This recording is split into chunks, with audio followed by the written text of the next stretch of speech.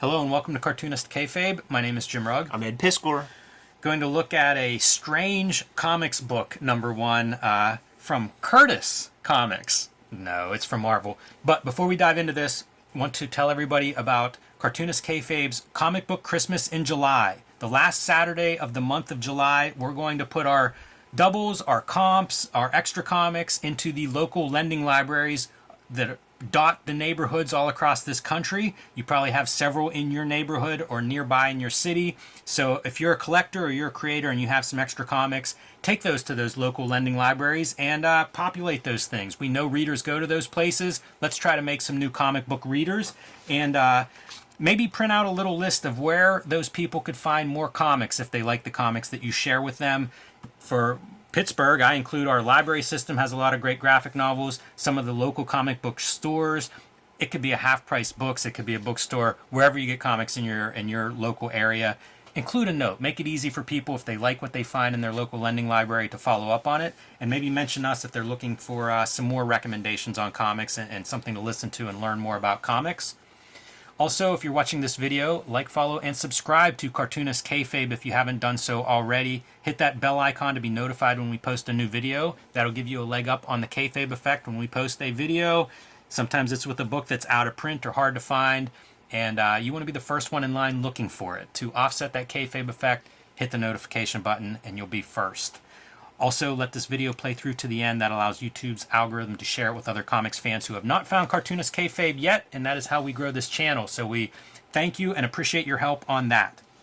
So Ed, comics book. This is a book that I used to see pictures of. There was recently a collection of these printed, and this is a Marvel Comics publication, even though Marvel is not in the masthead here, because this is Stan Lee trying to capitalize on underground comics of the time. Date on this is 1974. Marvel ends up publishing 3 issues of this black and white magazine-sized book, releasing them on newsstands.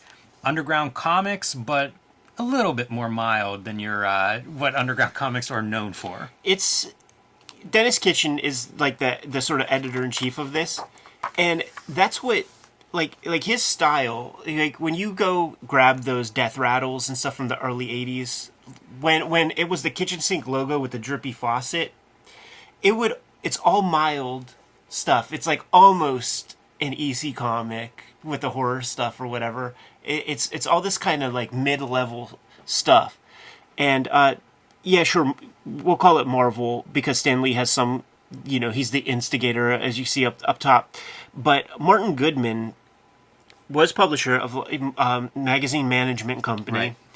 And the publisher of popular porn mags like Swank and like Cherry or something. Like you've heard of the kinds of the porn mags that he had. It would be the ones that when you were trying to like dig your brain for like nobody's ever looked into issue of Swank, but it exists. You would see it on the rack kind of thing. So they have this other body of work, this other sort of mechanism of publishing, and the comics was always considered the bastard child. Like the cooler place to be was magazine management because that's where like Mario Puzo is and Bruce J. Friedman and a bunch of people like that.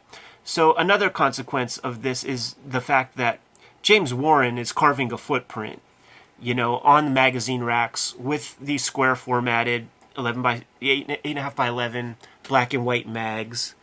So here we go, like Zap Comics came out a couple of years back. Crumb is not in here, but you'll see many references to Robert Crumb. It's the Spiegelman part is a surprise to see in here because a lot of these names that you see are just more of like people you would associate with kind of kitchen sink comics as the years go by, really. Yeah, and some, I think there's a letter in issue 3 maybe by Robert Crumb, which is as much as you're going to get out of him in this. But there is an S. Clay Wilson page that will appear in a future issue of this, which probably about as underground as you're going to find. This covers by P. Poplowski, who is a staple. Like, he's like a production guy or something of Kitchen Sink. Like, his name is on all kinds of... He colors a lot of the Kitchen Sink color books. I think it's a really good cover. Yeah, but like he also his style is almost just like mimicking Styles or something. Like like I could look at this and tell that it's Poplowski, but I also feel like there were some instructions to make it as Crumb-like as possible and make that as like S. Clay Wilson-like as possible, almost Checkered Demon or whatever. And that's almost like Trina. Like he like that's sort of how he rolls. I like the logo too. I feel like that logo pops. Not far from like the Ben Oda Mad logo. Yeah, it's big and bold. This is a little bit of Dennis Kitchen's kind of behind the scenes of what he's trying to do here. And he says, if you're smart, read McLuhan, and are on top of things, you know that pictographic narratives, cartoons, are the communications medium of the future. I think that's kind of, I don't know, maybe every cartoonist would say that or think that or hope that. But in a lot of ways, like that really is our present. Yeah. Start off with Steve Stiles, who I confess I don't know his work well, but this is pretty impressive to me in terms of craft. Sure. A lot of words on that page, though. A lot of words, a lot of everything. Screen tone, hatching, different tools visible there. I don't know what this thing is. There's one super cool part, and there is definitely some language that does not work. Sure. But they're calling attention to manga here. And that is true. And you've never, like, that might be the first indication that there even is a comic book industry in Japan. Like, where else in 1974 are you hearing about Japanese comics? Yeah, he says, if you got a pen power to over in the land of Godzilla, have them send you some of them picture stories toot sweet. Airmail. You can take my word for it. So you're right about that. Because it's the phone books, weekly humdingers. Yeah. It's almost like a page 6 where you just are getting a bit of updates of like what the underground guys are up to, and it's all name dropping. Rory Hayes is mentioned alongside S.K. Clay Wilson. Does it say that Rory Hayes actually does a page? No, that's something else. Okay. Yeah, I can't tell what this is, to be honest with you. It's very strange. It's almost like those gossip columns. Yeah, exactly. If you're not there, that's page you just 6. don't know it. And so like it's like Wrestling Observer, so that like Dave Meltzer. They're bros, man. This is your Dennis Kitchen comic. I think his cartooning is really strong. He's a really good cartoonist. I love the style. He has his own style. He's got a point of view, and the drawing is sound. Yeah, and one of the things that distinguishes this publication from most of Marvel's books carries no advertising, so our opinions cannot be bought. That's kind of interesting, and I wonder if that's a swipe at Mad. I'm not sure when Mad starts taking advertising, if it was mid-'70s, it was later. It was when we were hanging out. Like, really? It was that late? It was that late, yeah. They did not have advertising, like, when I was a kid or anything. Wow. Like, I didn't realize it was that late. It happened, like, because, like, it was a big deal to Pat Lewis. Yeah. Like, where he's like, fuck, they take advertising now. I didn't realize it was that late. Yeah. I know that's sort of an interesting moment. But anyway, it does distinguish this in that it's I don't know, it's strange not to sell advertising if you're doing magazines. Yeah, because like what's the model?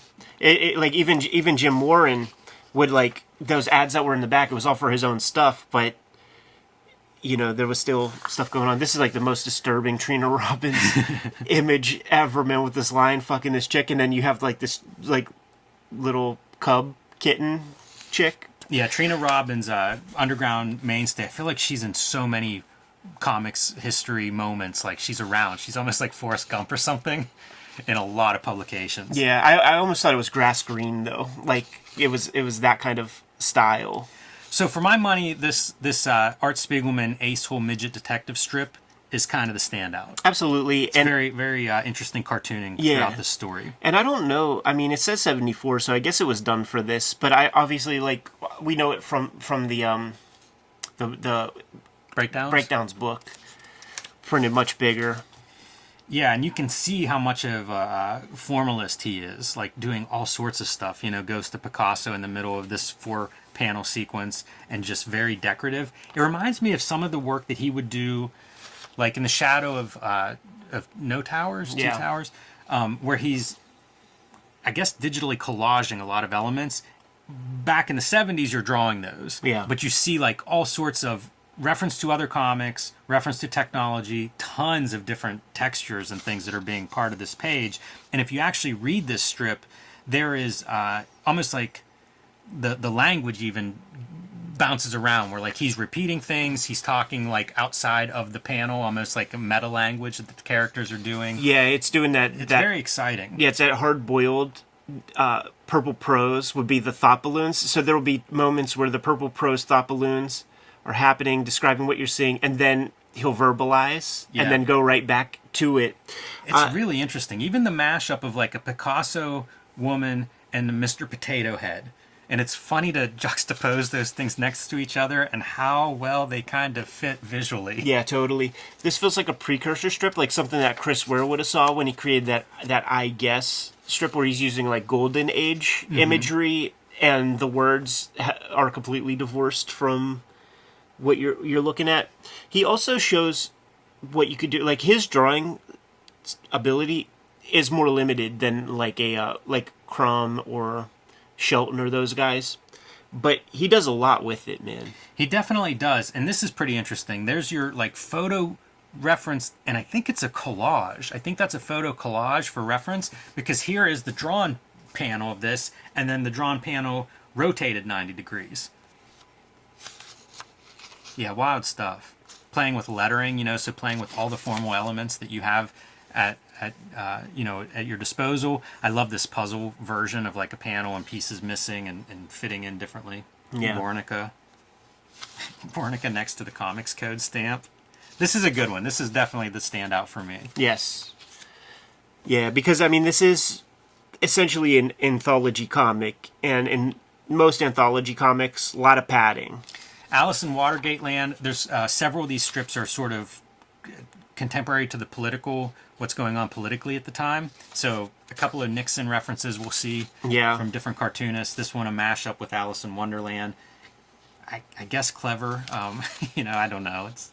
I don't know how you interpret this stuff 50 years later. Yeah, I mean, you just do it personally, and if it connects, it does. If it doesn't, it doesn't. Yeah, it fits all of those like tropes of like what highfalutin magazine comic illustration would be with the typed out word balloons, and it doesn't feel much different. Like to this day, like you could go to like literally a Walmart or Barnes Noble, and there are those like cartoons mags, and this kind of stuff is still represented.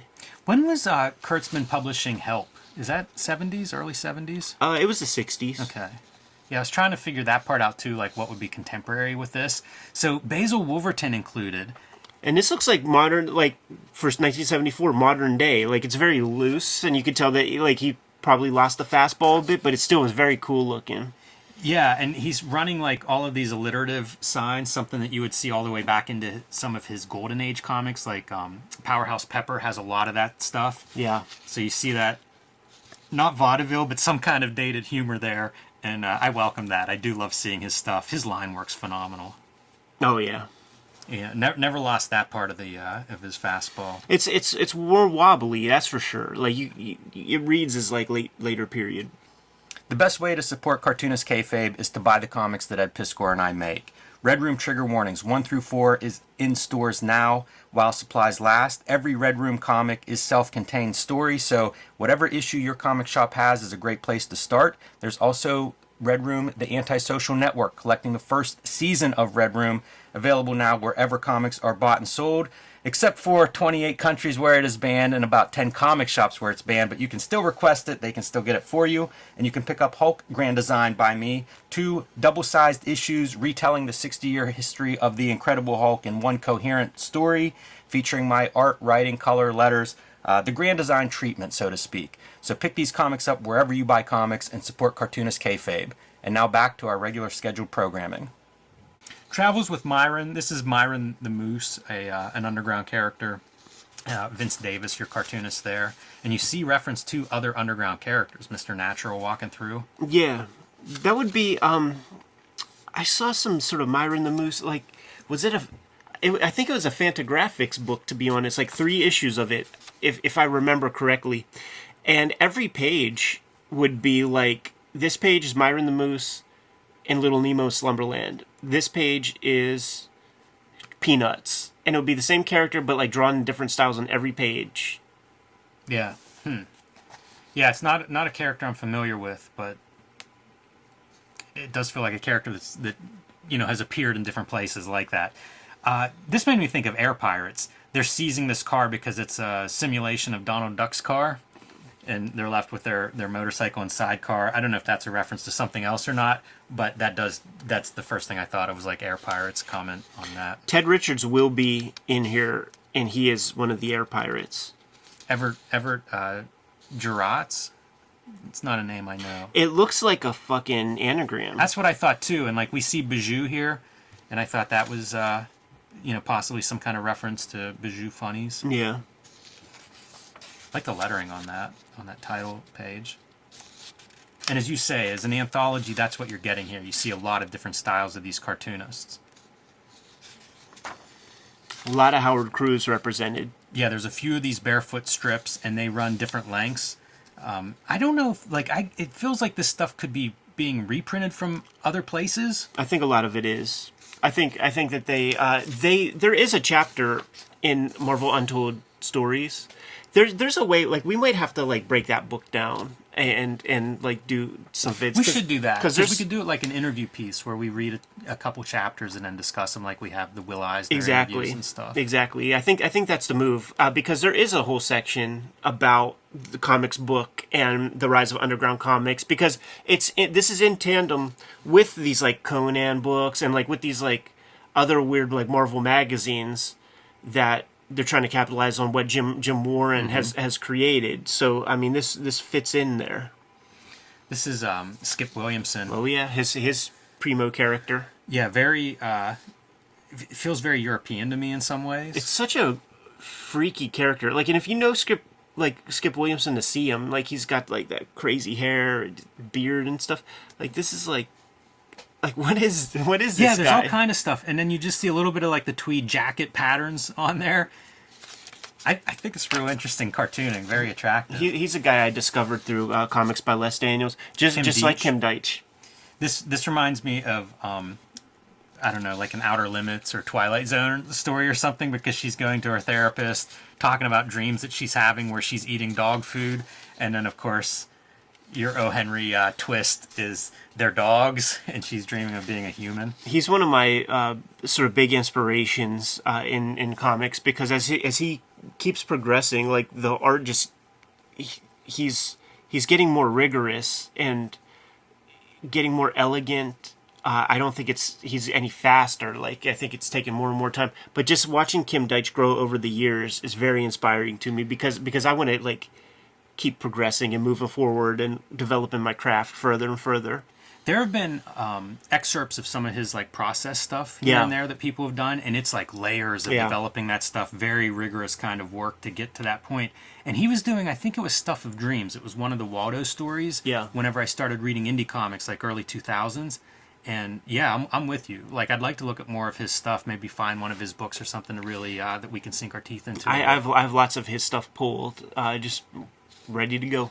Yeah, and fascinating career too, because he goes back from these undergrounds into like graphic novels and things today, and as you say, his work maybe as good today as it's ever been. He's one of the earliest guys I was able to identify style-wise, and it was in the pages of, I believe, if it wasn't Nickelodeon Magazine, if Nickelodeon Magazine didn't exist in like 1988, 89, 90, I was in elementary school. Then it must have been Highlights Magazine. It was some kid magazine, because it was in the school library in elementary school. And I'm looking through it. There's a comic in there. And it's like, I know who drew this. And it was on the strength of that like baby announcement page in Comics by Les Daniels. Because like he and Trina Robbins had a kid. Yeah. And called Casey. And I'm like, this is the guy. And I felt like shameful, because like, I know that it's like a naked baby, and you see like people talk about fucking and stuff like that, and it's like the same guy who did that did this, and I know it, but nobody else here knows that this guy drew naked ladies and stuff. Yeah, maybe we look at that strip as part of our, if we do an episode on him. Yeah. More barefoot, Howard Cruz. Howard Cruz, interesting career too. Stuck Rubber Baby, what I know him from first. And has like this long career before he does this, again, very rigorous graphic novel. Yeah, and Stuck Rubber Baby was the only comic in my high school library. There was no, I don't know, comics is sequential art. There was no understanding comics. It was just Stuck Rubber Baby. And Stuck Rubber Baby would also be in the like the Walden books and stuff like that. It was really it moved in places where traditional comics didn't, and people just don't talk about it. Now, that said, it's been a long time since I tried to read it, and I tried to read it many times. It's very dense with words and the imagery, and it takes a lot of the subject matter. You know, it's AIDS related and stuff. So the subject matter's heavy, the line art is heavy. There's a million words on every page, and it's not like a pleasurable reading experience. Yeah, I think about that whenever I look at this, because he seems like a guy who, as a cartoonist, this stuff is so tight. Yeah. I don't know if that's planning, if it's working big and reducing, if it's just like an obsession with craft, but that's one of the things that I would say in common, between those two works, because they are so different stylistically and subject matter, but there's still that like real dedication and refinement on the page. And I mean, these are very dense pages. You're getting the most out of your mileage, your square inches of these pages. And this is your biggest of these cruise stories. Crisis Comics, John Pound, he has another story in here. This feels like every cartoonist has this concept has crossed your mind, and some do it. I think Ernie Bushmiller has some Nancy strips that are sort of along these lines, running out of power, running out of ink. I don't know if running out of ideas is inappropriate to say or not, but that's, he's poking fun of himself with that. Yeah.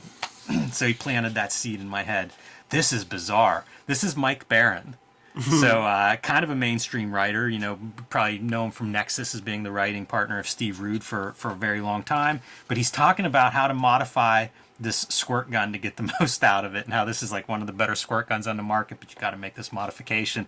And it's wild to read, like, step by step how to do this. I love it. It's like a manual, but without illustrations. It's just text. I love it, man. I once went down the rabbit hole, and you remember the Super Soakers and how incredible those things are?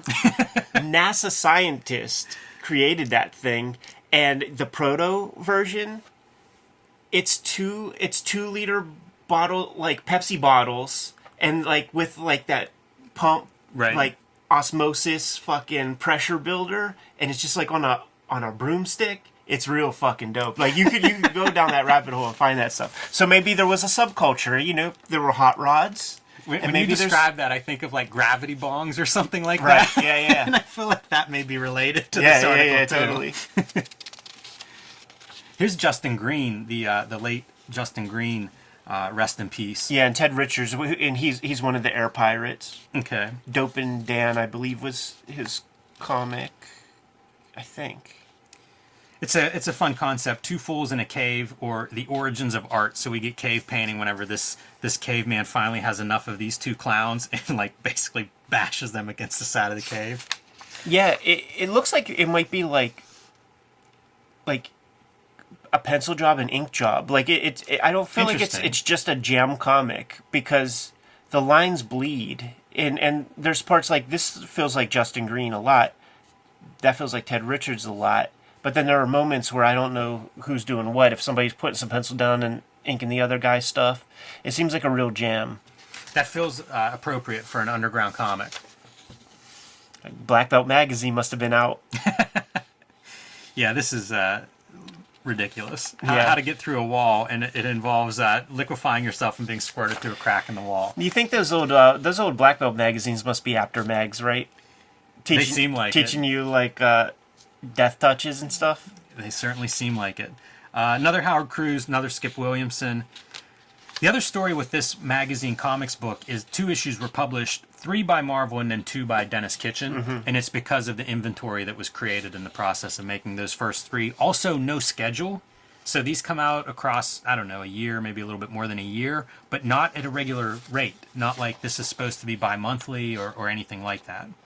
Which also feels underground. And these maybe guys, too underground. And these guys retain their copyrights. Right. So they can publish it in breakdowns and other places. This is another John Pound, at least the art here. Story Clark and Pound, the guy who did the power outage and running out of ink strip a few pages ago. Yeah, and John Pound would be known as the guy who painted the bulk of those Garbage Pail Kids. Oh, I didn't know that. Oh yeah, yeah, heck of a painter. Yeah, I think the cartooning's good, so yeah, makes sense. So tight, right? It is very, very much so. I was admiring carrying like a neon sign. I like how they Very sharp. these cartoonists. They would really wear their influences on their sleeves, and there would be like the Fox and Crow or like Heckle and Jekyll Right. type. Yeah, it's what you see at a glance, and then as you look closer, it's like, oh yeah, very good cartooning. Oh, And yeah. I can't help but think that you have a giant panel that says Zap. You're obviously referencing the underground comics that came before you. I think this is Justin Green. Oh yeah, all by himself. Yeah. Yeah. And a couple of these appear to be continued. I think Trina Robbins is a strip that is continued through at least the next issue, and I guess this one as well. It's so funny because the graphic design of this just feels like kitchen sink. Makes sense. You know, it even has send your letters to the Wisconsin address of Kitchen Sink, but not your subscriptions. Yeah. Those go to magazine management in New York. And this is, I guess, one of your models for how you're going to get paid on this book is selling subscriptions. And like I said, 3 issues they end up publishing. So I don't know if you get a refund for that or how that works. Yeah, beginning the tradition of when you see independent comics that have subscriptions, it will never be fulfilled. Yeah. Scott Shaw here, I know him from like the 90s or something, doing these funny animal comics, and I think he would do a panel at San Diego every year with Sergio Aragones and maybe 1 or 2 other people, like a quick draw panel that's kind of famous. So Animation guy, man, totally juiced in, West Coast dude, first gen San Diego Comic-Con guy, like part of like early fandom, and just around that, Stan Sakai, Dave Stevens, L.A., Hanna-Barbera, Gotcha. like all that stuff. yeah, Tim Boxell, I'm not sure of that name. No, me neither. And another Dennis Kitchen and Howard Cruz piece. And this Dennis Kitchen piece makes me think he must draw big and reduce it, because his lines are so tight. Yeah. If he's drawing like regular reduction as everybody else, man, his line control is amazing. And Skip Williamson doing some color work on the back cover. Skip Williamson's an interesting guy because, like, we talk about the limited, like, drawing skill set of Spiegelman. His is even more limited, and he becomes art director of Playboy for a period of time. Wow. I mean, you know, it may be limited drawing skills, but I feel like as a cartoonist, it's a lot of the cartoonist language on display. Sure, yeah. And then like Spiegelman, like really pulling out a lot of visual pieces, like all the textures that you see there. Yeah, and probably hand separating this himself. Visual linguists, I would think of those guys. That's a good way to put it, man. And it's stuff like that. Like, you never saw that in a Marvel comic. No, it's very nice. I would steal that. Yeah. That lettering technique. And color for the lettering. Yeah, with the overprinting. So yeah, I picked this up at a local comic shop recently, and I thought, this is a good one to look at. It's Historic. pretty a strange bit of comics history, especially because Marvel and Stan Lee. And Historic document. I believe it was Walt Simonson on our shoot interviews who said that, like, once Marvel decided to make a title about something, then the subject matter of that title has been long done, long put through the ringer. 74, was it 68 or something? Whenever Undergrounds like really had their real heyday and stuff. yeah, I think that's right. Just the just past the tail end of it. Is Yeah. when Marvel jumps on the bandwagon. Let Bruce Lee be fully dead and buried for years when you start to do your Kung Fu comics. That sounds right. That's the formula. Good to go? Yep. Cartoonist Kayfabe Comic Book Christmas in July is the last Saturday in July. We are stuffing the free little lending libraries around town full of comics and in hopes of trying to, create the next generation of comic readers, or at least spread the word about comics to people who might not have considered comics in quite a while, man. I have to imagine that the people who hit those lending libraries are literate people, Jim. Also, A receptive audience. yes. Also, like, follow, and subscribe to the YouTube channel. Hit the bell so that we can notify you when new vids are available. What is out there, man? Hulk Grand Design Monster and Hulk Grand Design Madness. That is my take on the 60-year history of the Incredible Hulk in 2 40-page double-sized issues. I'm writing, drawing, coloring, lettering, doing the whole Grand Design treatment. You can also join me on patreon.com/JimRugg, where you can see more of my original art and process, and you can download some of my out-of-print zines and mini comics. Red Room Trigger Warnings, trade paperback in stores in September.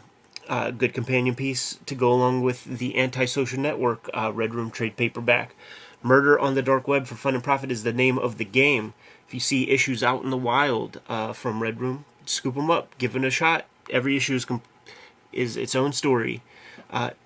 Banned in more than 28 countries, banned in more than 10 comic shops.